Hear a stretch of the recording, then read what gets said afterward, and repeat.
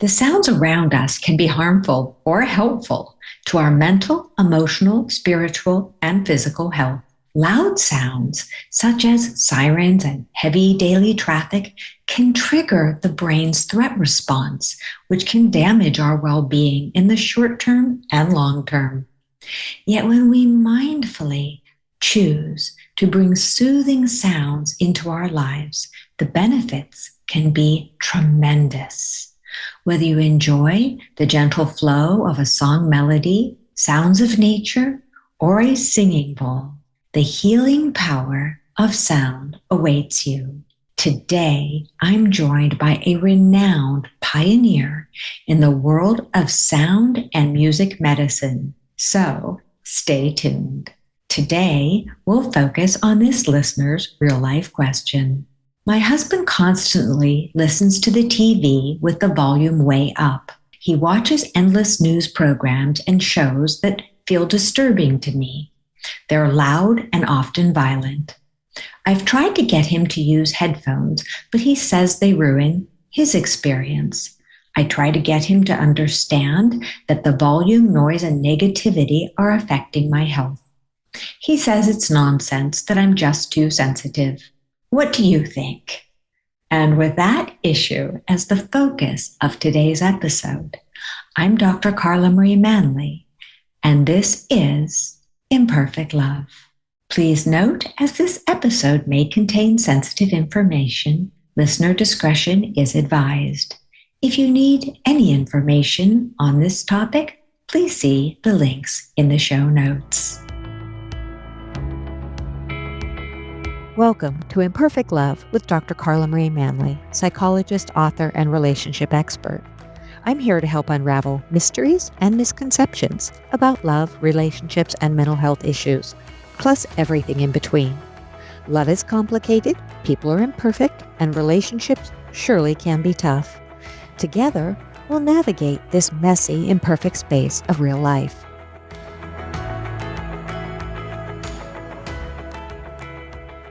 Today, I am joined by a tremendous special guest, Professor Jeralyn Glass, who is a sound and music medicine pioneer and the author of the wonderful book, Sacred Vibrations. Professor Glass will be sharing her experience on the healing power of sound. Welcome to the podcast, Professor Glass. How are you? Thank you, Dr. Carla. I'm just delighted to be here. Well, thank you for joining us. And before we launch into this wonderful topic, can you tell our listeners just a little bit about what makes you, you?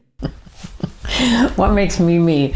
You know, in terms of sound and music medicine, I like to talk about each of us being our own unique human instrument.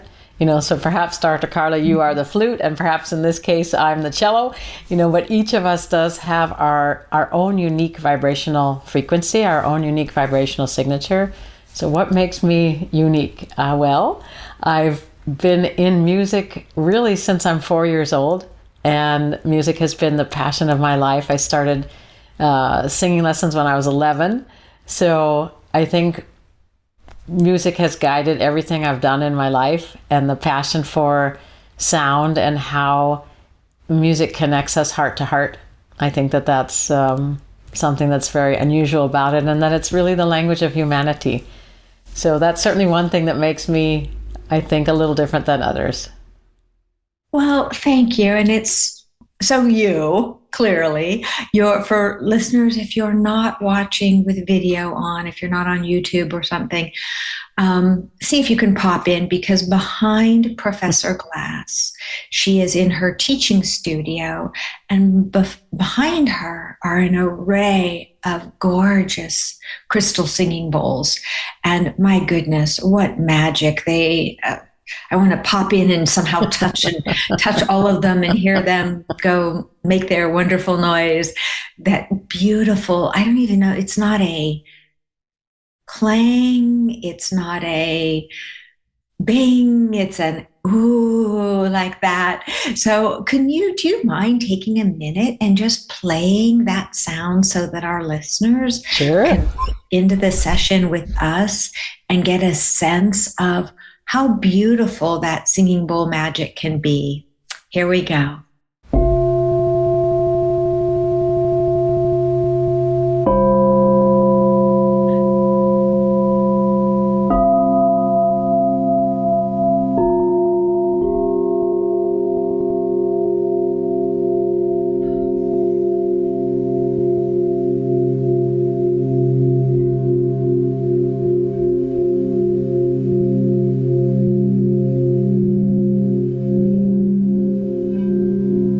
Oh my goodness, this is just magical.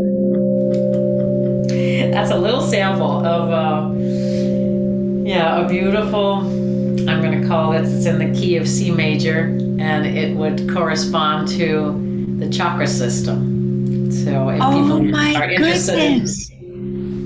So while you're coming back to your seat, C major, all right, I wouldn't have known, but thank you.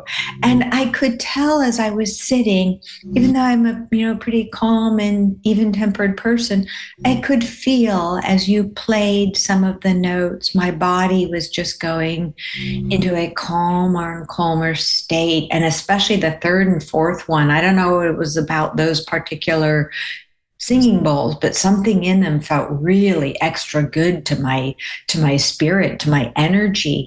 Why would that be? Why would that be? Because the third note I played was a C note, the fourth note I played was an F note, and the fifth note I played was a G note. So C is a very grounding sound, and perhaps that just felt very good in your body. There's so much to say about it, but I'm going to say that when one hears the sounds of the Crystal Alchemy singing bowls, it's like your mind goes, and plus if you can see them visually, those that you are watching, you go, wow, those are so beautiful, just like you said, right? But what happens is that the sound is so pristine and so pure that your mind stills in that moment. Your mind comes to a pristine focus. And suddenly you say, as you feel deeply relaxed and you feel very calm. Partly it's because the mind is not thinking. You're allowing the music to activate you at the very cellular level. And so you feel, And then to go along with it, what I played for you has to do with the structure of music, with the music theory. So I played a very particular structure that helps to create a safe container that one can really deeply let go and relax. I felt it instantly. And I'm sometimes a little circumspect about things. I know at the beginning of a yoga class to often the instructor, I don't tend to do it, but often the instructor will hit the note of the singing bowl and kind of bring us into the present. But there's something very unique here, something very pure. I'm fascinated. Now I have another question for you. I'm a little off topic here because I know we have our listeners' question to get to, but I'm curious, do you make your singing bowls? Do you make them? I don't make them. They're made by Crystal Tones, which is in Utah. I have a big studio here, so I personally curate sets for people. Personally curate, exactly what you said. Oh, I really like the third and the fourth note, right? So then we talk about why you did and what that means and there's so many aspects. What is the alchemy? So these bowls are infused with precious metals, precious gemstones like amethyst or ruby, emerald, substances of the earth like charcoal or frankincense, as I said, metals like gold or silver, and then minerals of the earth like vanadium. So those substances get infused in the bowls and fired at higher temperatures, and so they're called alchemy singing bowls. So I love to curate. There's over 600 bowls here in my studio, and I love to curate individually what feels good to you, because it's in music as medicine. It's not a one size fits all. You might like to listen to Beethoven and somebody else might listen to Ella Fitzgerald and jazz, right? Somebody else might like to listen to Pharrell's Happy. Music is it's a personal choice what inspires you, what you love to listen to. It's the same with the bowls. It's so interesting that you're saying that because I know ages ago I have my own eclectic taste, but somebody who I didn't even realize what my taste was, and somebody that I was talking to once said, you like blokes with guitars. And I said, oh my Okay. goodness, that's what I listen to. I listen to it tends to be the male voice and they're playing soft guitar sounds and tends to be not a lot going on in the background or not too much, but mainly just the male voice and guitar. But I thought, well, what an astute observation. And I had never made it myself. Of course, I listen to things beyond that, but I do notice that the music that is appealing to me has a lack of a sense of cacophony. So would that mean like James Taylor or Cat Stevens, or what does that mean got for it you? exactly. Okay. James Taylor, Cat Stevens, a lot of John Hyatt's music, Jack Johnson's music. Yes, that's my taste. Okay, so bloke with a guitar. Okay, so it's not necessarily about a particular key or about a particular poetic verses or whatever. It feels like it's more about just that gentle strumming of the guitar. And then, of course, whoever the artist is, again, they have their own vibrational signature. They have their own unique energy that emanates through their sound that appeals to you, feels good on your nervous system. Absolutely. And I'll use myself as a guinea pig. There are certainly sounds, and I really identified with this listener's question, where I remember growing up and my dad would have the news on super loud and he'd listen to his stations. And I'm very sensitive to noise, chalk on, fingernails on a chalkboard kind of thing to certain sounds. I tend to get, my sound is very important to me. If I'm working, writing, I can't have sound in the background, not even gentle music, because I'm that susceptible to it. And so I would imagine in today's world where it's so busy and we're coming from a place of having so much going on internally and externally, when we add in the factor of noise, it's a big stressor. So what would you say when it comes to how to create an environment that is almost the antidote? Now we're at the listener's question. Yeah. The antidote to that external energy, that noise, it's sound, but to certain people it becomes noise.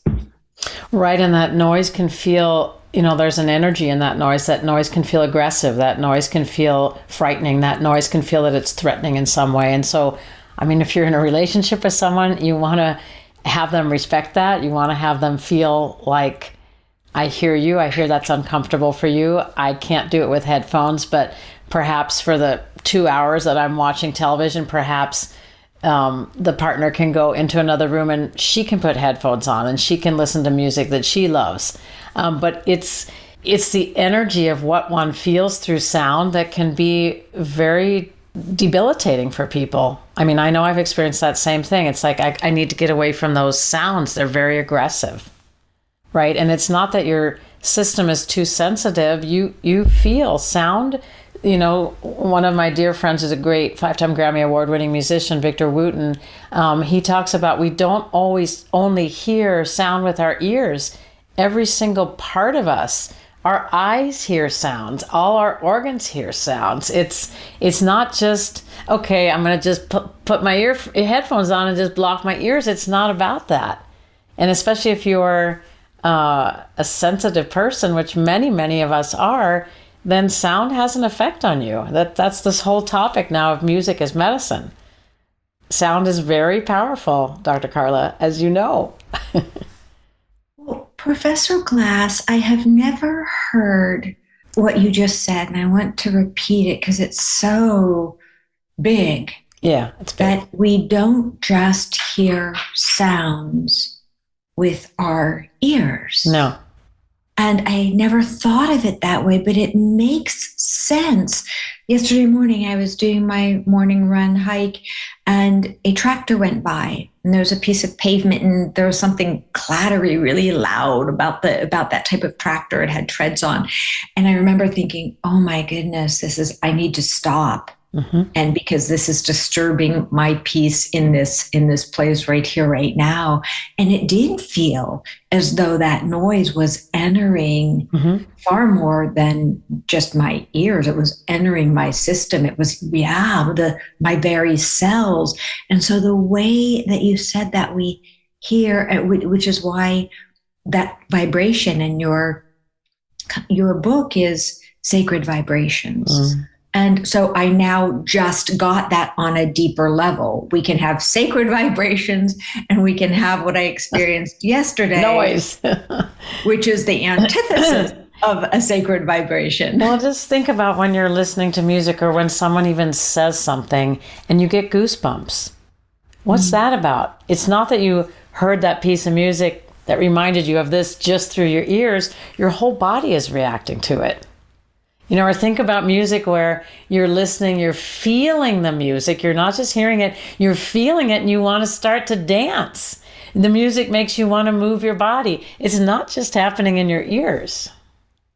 You are so right. And that's why, oh my goodness, when you feel moved to dance. Right.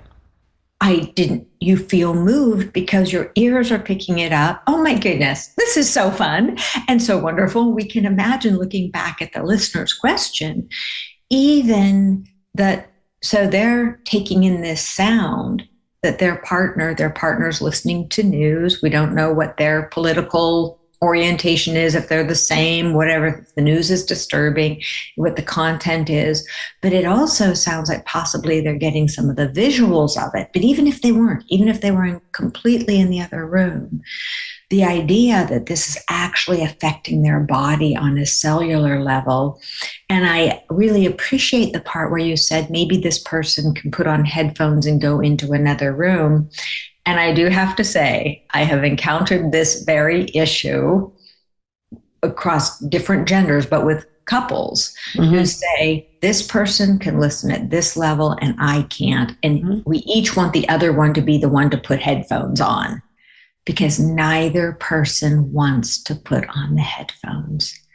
And then that creates, a completely different energy because some people don't like that feeling of sound canceling headphones. It feels like, well, wait a minute, you're the one causing this. You're the one bringing this quote unquote negative energy into the home. Why should I be the one who has to put on the noise canceling headphones? And so then it becomes a relationship issue. Yes. And communication. And excuse me. Again, like, when you listen to some of the things that the person described on TV, there's an energy that comes through those sounds, or there's an energy in people's voices, even if they're just talking about the news and they don't show video or something. There's an energy of fear. I mean, there's an energy in our culture right now, very intensely, of fight or flight. If I don't do this, I'm going to be harmed, or this agitates, and then suddenly in that moment, you're producing cortisol. Your breathing gets more shallow. You get frightened. And it can simply be from the tone of somebody's voice, right? And if someone is yelling or someone is in a panic, that will affect you. So if you don't have a bigger space where one can go into another room and you both don't want to wear noise canceling headphones, that's a discussion. And as you said, that's a communication in relationship. How loving can I be with my partner? It's not, if you're in a partnership with someone, it's not just about, I'm taking my space and I'm going to do what I want because that feels good to me. Sound is really, it's a powerful sense. Dr. Carla, it's a powerful sense. And then, it's not just music we're talking about, not just about healing frequencies, but sound and energy in general. We respond to those. Absolutely. And as you're painting that picture and you're talking about the activated threat response, when we sense that there's something that's not good for us, this fear, these images, the tone that come through TV shows, many movies, we don't realize it because sometimes we get engrossed in it. And I know the news, they want you to be engrossed. They don't want to talk about feel good messages because people don't watch that. People get really captivated by the scary stuff. And what's happening to our culture, as you said, we're living in this climate of fear. We're living in this climate of chronic anxiety. We're feeling threatened at every turn by something, by an actual threat or a perceived threat or a potential threat. And then we wonder, why is our blood pressure high? Why is our blood sugar high? Why is our heart rate high? Why is our anxiety through the roof? It is all of these things that are affecting us often unconsciously. And as you're saying, sometimes it's just the noise. And when people are talking to me in a session about, I can really feel my anxiety rising, I slow down with them and I say, tell me about the rhythm of your day. Are you waking up to gentle sounds? Like first song I hear every morning, Louis Armstrong, What a Wonderful World. I play it every morning. I do my blessings. I do my gratitudes. That is the opening to my day. And then I make sure that I'm setting the tone for my day in that way. And before that, it's pretty much silent. And then as I'm going to bed, my husband and I have an agreement that electronic devices and news and all that, because I'm not a news person at all. I get my news just through the written word, because it's so much flatter. It's not as stimulating. You don't have the images, you don't have the sounds. And then I'll listen to a podcast where, again, very neutral tone to get my news. And I do it in moderation. So I'm setting up my day to be as peaceful as possible and staying informed. And then when we don't subject ourselves, and I mean this seriously when I say subject ourselves to social media, YouTube, news, all of those things later at night, then our brain can wind down. And say we cut ourselves off at 6 o'clock, and because we have a bedtime at 9 or 10 or 7 o'clock if bedtime's 10, to give your system 2 to 3 hours to start winding down, calming down, listening to the music that is in your breath, that's in the air, that's in conversation, that is in a singing bowl. Mm-hmm. So I just want to lead into this piece about singing bowls, because I have no idea. I will look for some research to put into the show notes for people who are interested, because we know the power of sound in healing, in forest bathing, in being in nature. Oh my goodness, think about going to the ocean where you're washed in the sounds of nature. I have a device for my office that plays like an ocean sound for when somebody is waiting or whatever. And people always say, where did you get that? That sounds so good. It sounds so delicious, because it's very calming. But we now have apps for that.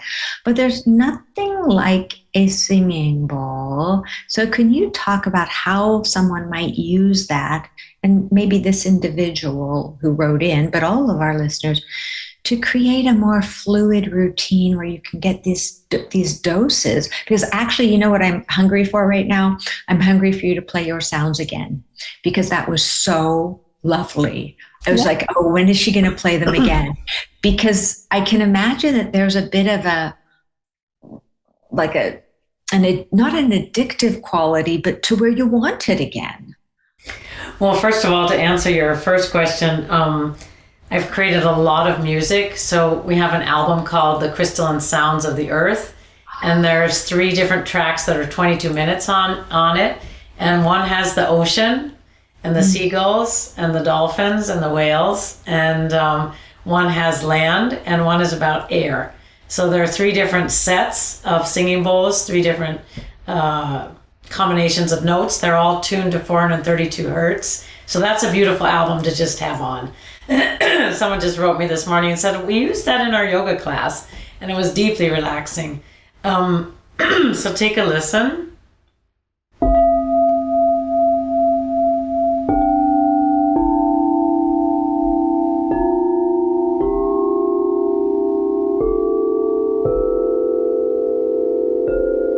So as I mentioned before, that's the key of C. That's a C major scale. So now listen what happens when I mix lower notes in that scale and higher notes. So I would just invite you to Close your eyes and begin to allow your breath to slow down.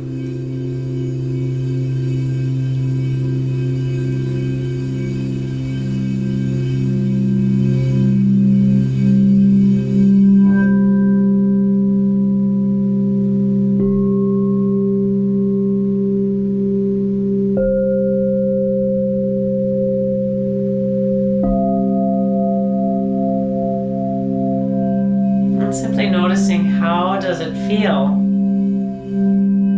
in your body when you hear these sounds? They are of the earth. Crystal pure quartz is of the earth.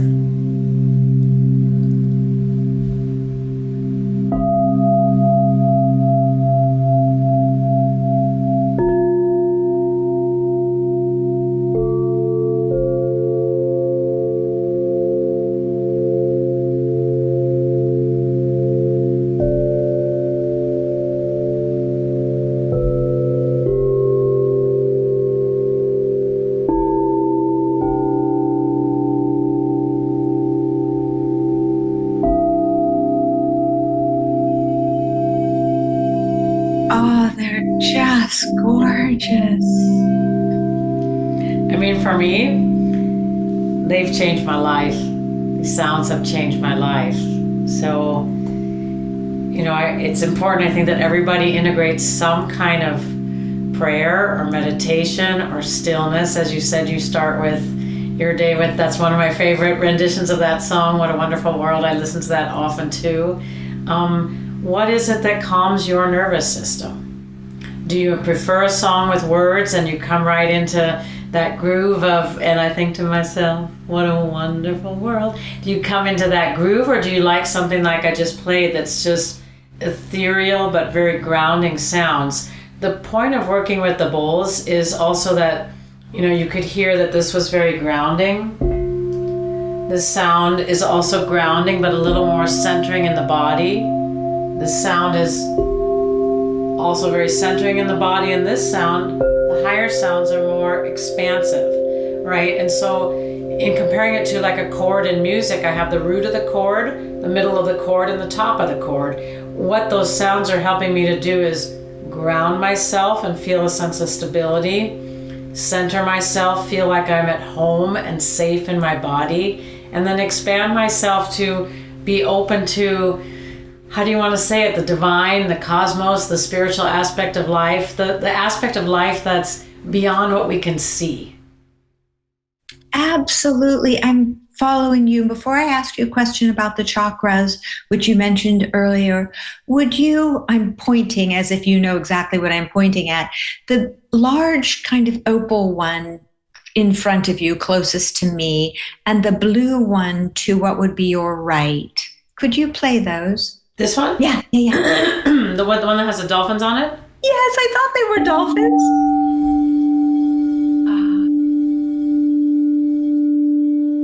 That sounds like dolphin music. And what about this one here? The one right? Yes.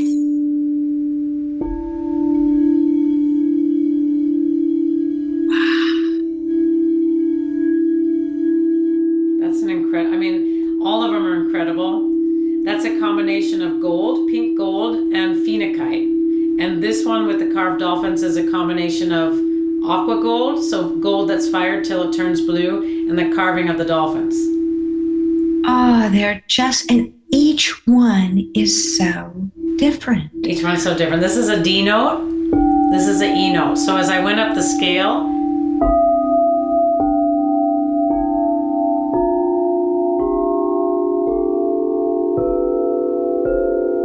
Just did the scale. Yeah, do re mi fa sol la ti do. So this is an E note. This is correlating to your solar plexus chakra, and this is correlating to your sacral chakra.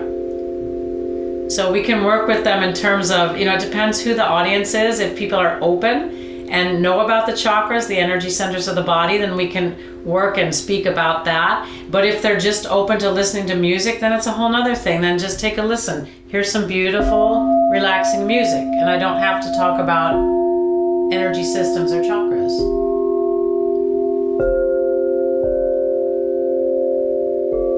But if you're interested in chakras, then I can tell you, okay, I was working with the root chakra, the heart chakra, the throat chakra, the third eye, and above the crown, right? So again, music meets you where you are. And I think it's important that people can experience the crystal singing bowls as a form of music rather than, okay, that's just out in the woo-woo. I'm not into that, because I've played them for so many medical doctors, and I work with cancer patients and hospice patients and Parkinson's and veterans and children, right? So, and I've played them for doctors, and they've said to me, what did you do? What was that? One particular doctor just started crying when I played one of the bowls. One particular doctor had pain in his knee and it was gone.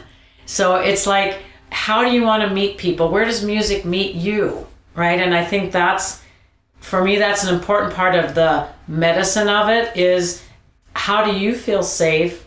How do you receive it? It's going to be different than, the person watching the news that needs that kind of louder, aggressive energy in his life, right? It just depends. And he may respond very well if I played something like the deeper notes. He might think that was very cool. And it's interesting as you are doing this, Professor Glass, and you're talking about two things I'd like to lean into for a minute. That one, that music meets each person where they're at. And that's so important. Again, another really simple yet profound statement.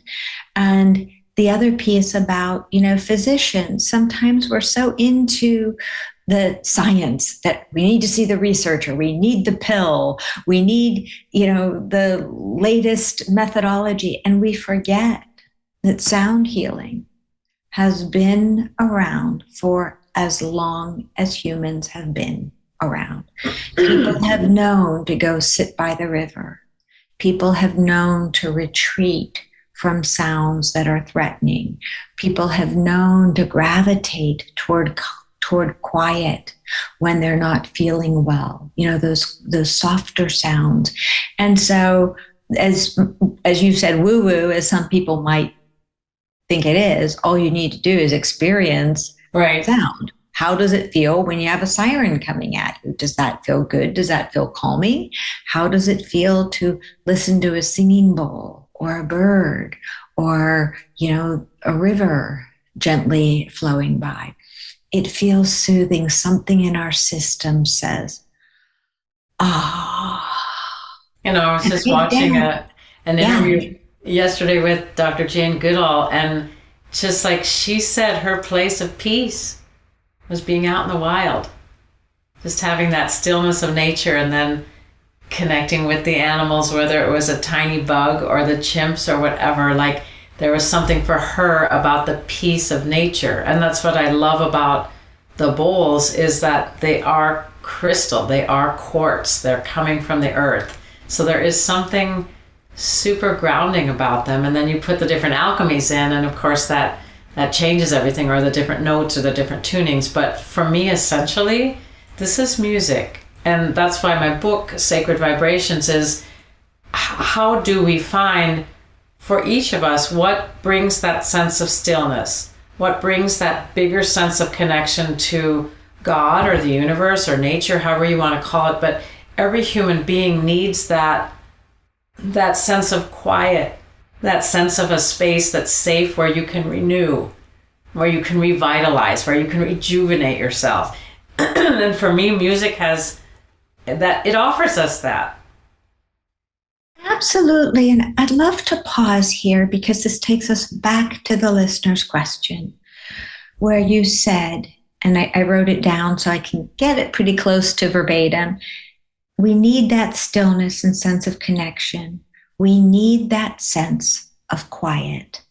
And I think that this is the big piece of what the listener's question is bringing, that it sounds as if the husband is used to, for whatever reason, whether he grew up with it, whether it drowns out his inner voice, whether it drowns out childhood trauma, whatever it might be, when we let ourselves, I'm not saying all TV is bad, all loud things are bad, not at all, but when we let that take over our lives and we're not able to be quiet, I think that's a sign. Often, if we're not able to pop into a place of quiet, and the quote you when you were talking about Jane Goodall and how nature was, the wild was her happy space.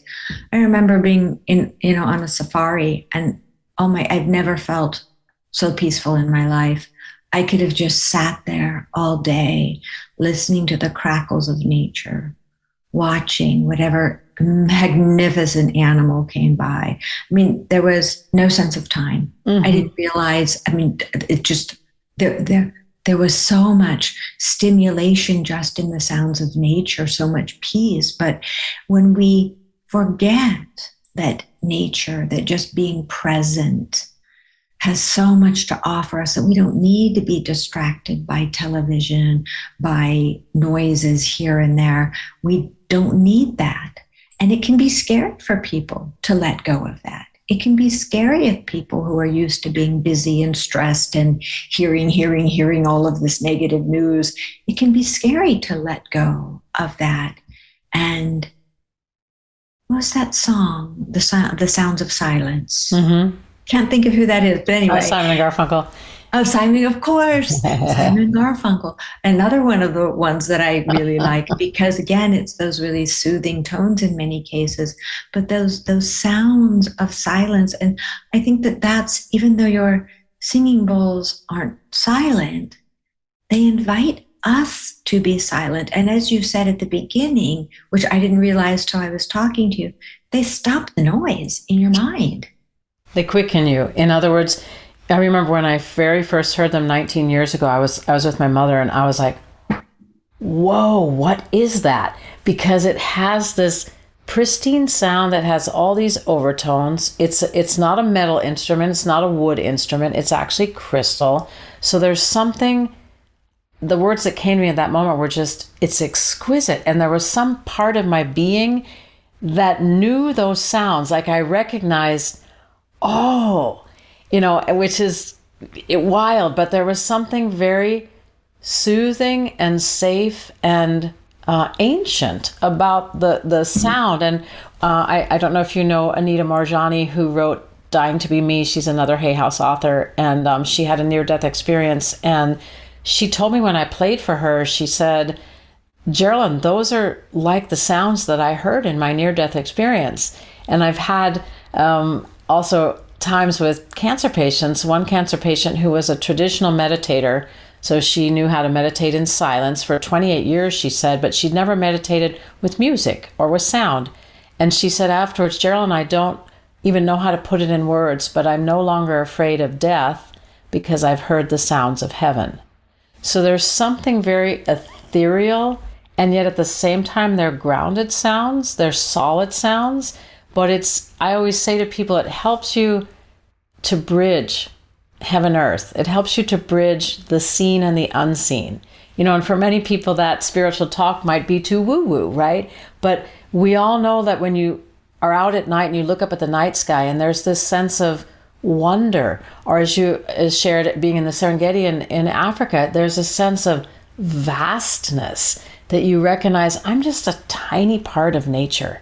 And if sound and the environment and crystalline sounds can give us that sense of wonder and awe and expansiveness, like when we look at a night sky, it's like that brings us to that sacred or holy or divine place of stillness. And every human being, I believe, needs that in order to be truly healthy and to have a strong sense of, I am a whole human being.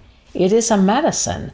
And as you said, there's many people that, I need more sound, I need more activity. I've thrived more in this kind of high-powered, stressful life. And then I like the TV to just like, boom, come at me like that. But I think true health and wellness comes from being able to integrate, as you said, listening to Wonderful World and finding those vibrations of gratitude, the place where you can just be still and allow sound, allow nature to fill your cup instead of turning to an aggressive television show or whatever. And again, it's such a personal choice. It's what do you need? what feels the best for your system. And back to your viewer's question, if you're in a relationship, hopefully you want to find something that bridges comfort for both people. Absolutely. And I think that question that we raised earlier about, is there something in you, maybe in the husband, that is afraid of the quiet, afraid of quiet within, afraid of stopping the noise? And I think it's really a cultural issue now where people are afraid to put down their phones. As they're getting ready for bed, there it is. They're still scrolling, they're still looking. Then they wake up wondering why they're anxious. And I believe that healing sounds, even if it's the sound of our own breath or a singing bowl, if we try to infuse our days with them, how we go to sleep, how we wake up, that generally sets the tone for our days. It really can in a magnificent way. And so if we learn little things like your singing bowls, to be able to literally, no pun intended, set the tone for waking, set the tone for going to sleep. If you're blessed enough to have access to one in the middle of the day, you're not working, if you're working at home, maybe you could have one there. Maybe you could have one on your desk at work. Who cares if people think it's woo-woo? Woo-woo is fun. And so woo-woo is good. So I think that that's a really important way to look at it as well. And just one more piece on the chakras. I'll give an overview, and I'd like you to overlap over my overview. Listeners, if you don't know the chakras, we often think of them in rainbow shades: red, orange, yellow, green, blue, indigo, violet, and they run from the root chakra, which is the red grounded place, up through your spine to your second chakra, your third chakra in the solar plexus, your heart chakra, your throat chakra, your third eye in the center of your forehead, and up to the divine.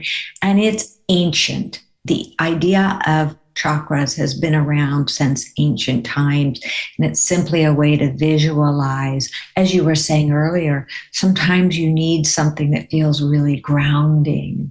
Sometimes your solar plexus, that power center, needs, an oomph or a reminder of how powerful you are. Sometimes your heart is hurting and needs some healing. And so wherever you are, music, as you said, music meets you where you are. And that's why now I understand when you were at the beginning and I was like, oh, that was yummy.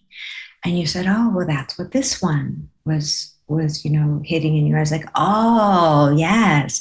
So much like food, when we get something that's yummy for the palate, it sounds like these get yummy for our auditory and spiritual palate. And emotional. And remember, not just auditory, for really when you experience a sound bath, and which is why I think it's called that, it's like you're being bathed. Every cell of you receives the sound if you allow yourself to open to it. So it's really, this kind of sound with intention is a full body experience. It's a full experience. So I was talking with one of my practitioners this morning, and just, she was saying, like, so many people will say to me, I could feel my grandmother, or, I felt my father, or etc. Why is that? And it's because the sound, with its very ethereal yet grounding qualities, helps to bridge these worlds between the seen and the unseen, heaven and earth. It helps us to go, even the medical doctors that express, was like, why am I crying? And that's a medical doctor, right? Or just different experiences with the cancer patients, playing a particular note. So let's say I was playing a note in the lower chakra at the sacral chakra. And I didn't say that to the cancer patients. She raised her hand after and said, what was that? She said, it went right where I just had my chemo. And she pointed to her lower abdomen. Well, it happened to be a D note. It corresponded with her.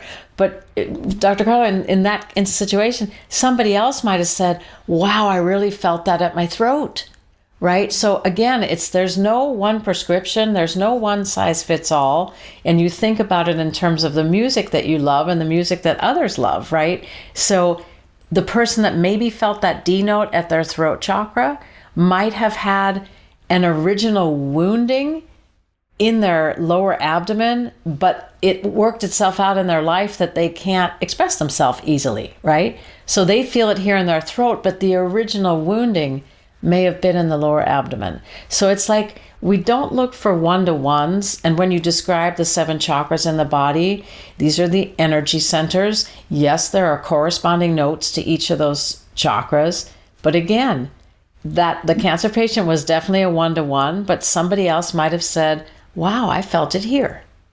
So it doesn't make them wrong. It's just, how does energy travel through our body? Where does it get blocked in our body? You know, once again, to your listener, she might be feeling rejected and sad and her heart hurting or heart tensing up because her husband's not listening to her and he's just saying, you're too sensitive.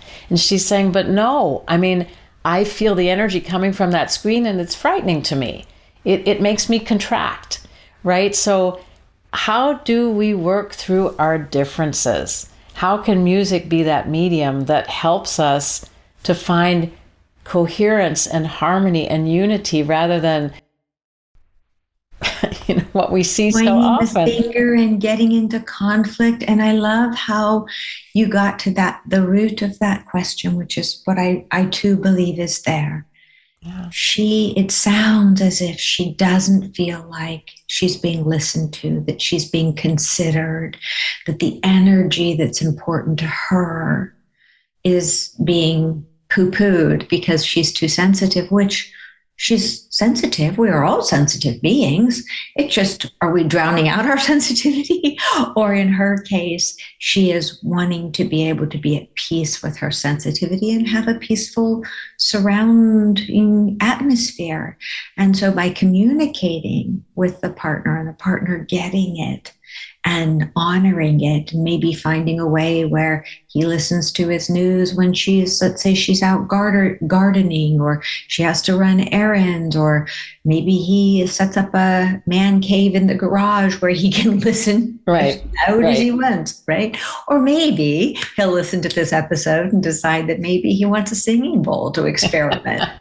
So on that note, as we prepare to wind down, I would like to know if you have any other points that you'd like to cover, but B, for someone who can't visit you to find the right singing bowl, how would you invite them to go about that very personal process? Yeah, thank you. I have clients all around the world, so it's done on Zoom with a stereo microphone.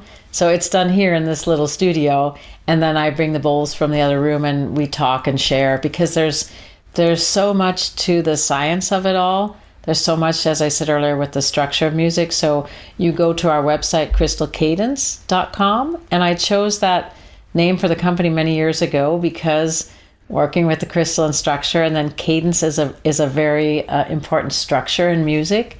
So just that we're working with the science of sound and the theory of music. It's not just a random dong, dong, ding, dong. It's not that. It's really built on a structure that is really resonating with you as an individual. So you can make an appointment on crystalcadence.com. And then we have a couple of really neat things this was the first thing that I published with Hay House. This is our Oracle deck. So for people who like Oracle decks and like that, so this is the first of its kind that has a QR code on the front of the card. And then once you choose your card, you put your phone on there, and there's all kinds of beautiful photography and sacred geometry, but you put your phone on that QR code and then it takes you to the sound of your card. So it's very interactive. It's very fun. Oh my goodness. Listeners, if you're not you're seeing it in a visual way, the cards are gorgeous. And then, as Professor Glass said, on one side, they're beautiful to look at. But when you hold that card up, that very small, elegantly done QR code will actually give you the corresponding sound. That's incredible. Yeah, then it was very fun. Then we made a special. So this is like we made a special edition. We had these little pouches made. It has the Sri Yantra symbol on it. So we had these pouches made in Italy, and you can order a special edition that has a crystal in it, whether it's an amethyst or a selenite. Like for example, this is one of the amethysts, and makes a beautiful gift. And that all went to help women in need. So it went to support a 501c3 that I was very proud of. And then this is the book. This is Sacred Vibrations, what you mentioned earlier. And just so you can see, the cover is an image of an F note. Okay, so F would be a note corresponding to the heart chakra. So this is a high F, meaning it's way up here in octave 5. And this is the image that when I recorded the bowl, there's an instrument called the cymoscope, created by John Stuart Reid, a British acoustic scientist. And this shows you what does the sound look like made visible. So imagine that if our bodies are approximately 70% fluid, imagine that what you said to me at the very beginning, when I'm playing the bowls for you, and each of the bowls makes these kind of gorgeous sacred geometric shapes like snowflakes. Every single one is different. So those are happening as you feel the sound and allow the sound not to be heard just through your ears. This is what's happening in the fluids of your bodies, right? So when I play for a cancer patient and they give me their feedback, or a veteran who suddenly says, I can't believe it. I'm so in a world where there's no stress. I've never been that deeply relaxed. Well, one way to show it to you is that those sacred shapes are happening in the fluids of their bodies. And that's what happens with the crystal bowls. Unlike, when I first started recording them, we have a couple of albums. So me being a singer, there's an album called Vibrance. There's an album called Forever Love. And you can check all that out. They're on all the music platforms, and then on our website, Crystal Cadence. But it's like all those sacred shapes, when you combine them also with vocals and you combine them with other instruments, it's a different experience for listening to music. Oh my goodness, thank you. And listeners, do not worry if you weren't able to see this. All of these links will be in the show notes. So you don't have to write anything down. Crystal Cadence, the link will be in the show notes. The link to Professor Glass's book, Sacred Vibrations, will be there. The link for her oracle cards. I do have a question on the oracle cards. You showed the bag with this symbol on the front, and you said what it was, but I don't know what that is. This is the Sri Yantra. So it's a very sacred symbol coming from ancient India, but it's really about the wholeness of life. I'm just going to say it as simple and easy like that, but it's spelled SRI and then YANTRA. So there's a lot to read about it online, but it's these interconnecting shapes and sacred geometry, and that's what I've chosen for the symbol of the sacred science of sound. So that's an extension of our branding that I'm teaching over basically 150 hours of different trainings and experiences, because again, what does a medical doctor want to receive from the bowls? What about somebody who wants to train to be a practitioner? How about children that want to just have relaxation? So there's all different aspects of what you can do with the bowls, how you can integrate those into your lives. And I feel really passionate about that. So also, we created a YouTube channel, so it's Crystal Cadence by Jeralyn Glass, but there's like over 200 meditations. There's songs, so like there's Christmas songs that are integrated with bowls. There's a song like Somewhere Over the Rainbow integrated with bowls, and then we have 3 loops, so there's 3 2-hour loops. And I felt very strongly, and my son who participates with me in all of this, was like, Mom, we've got to get this music available to anyone who has internet connection. It's so healing and transformative for people. So you can fall asleep to the sleep loop. There's all different kinds of music and things to explore. And then we also offer what's called a members portal. So if people are really interested in exploring deeper with me, we meet once a month, and there's a special members portal with all kinds of conversations with scientists, musicians, energy medicine practitioners. So there's like a library of 6 years of conversations, and then meditations, special meditations for the portal every month. It's pretty cool. So, Professor Glass, you are very cool. The work you do is very cool. And it has been such a delight.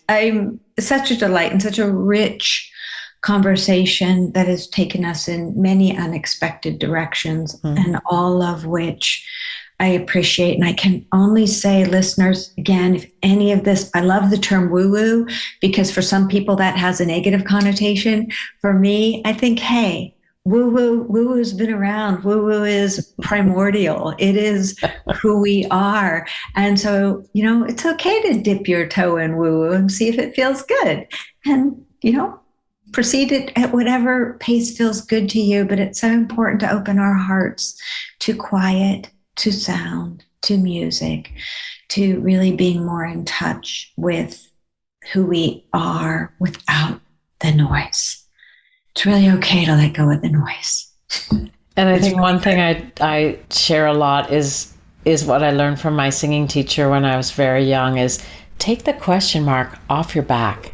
Take the question mark off your back. If you don't feel comfortable with something, we need to speak up and speak into it. And if you're in a healthy relationship, then you need to be able to communicate.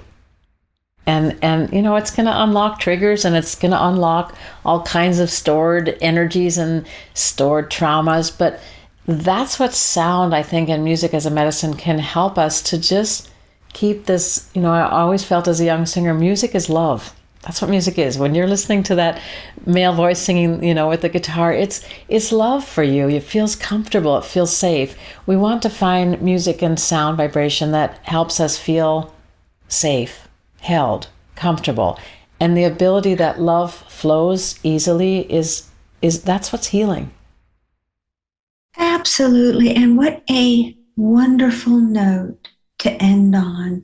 That idea, the truth that music is love, sound can be love, and that what we all need, and I completely agree with you, if we have safety, a sense of safety in our lives, a sense of, which is what this poor listener does not have that safety, and that we have a right to ask for safety. We have a right to have conversations that create a safe outcome, a jointly designed outcome where both people can feel safe. And I love the piece where you said, take the question mark off your back and bring it into the room. It's okay to talk about things. It really is. And it's not just okay, it's the key. When we have conversations, we're willing to be present with authenticity and love and unfamiliar things. So, it's beautiful. So again, Professor Glass, thank you for being with us today. It has been such a pleasure, such a joy, and so much wisdom. Thank you. Thank you for having me. And to our listeners, thank you as always for joining us today. It is such a pleasure and privilege to share time with you. And this is Imperfect Love. Thanks so much for sharing your time with me today. Remember, you have the power to transform your life and love fearlessly, if imperfectly, and it's my privilege to help you along the way. You can find more life-changing content, including my books and other podcast episodes, at drcarlamanley.com. Feel free to submit your own confidential questions through my website. I'll do my very best to include your issue on a future episode. If you found this podcast helpful, please subscribe and leave a review. Until we connect again, this is Dr. Carla Marie Manley wishing you oceans of blessings and love. Please note, this podcast is psychoeducational in nature and is not intended to replace formal mental health support. Please contact your healthcare provider or emergency hotline if you need psychiatric care. And, as always, please take good care of your amazing, wonderful self.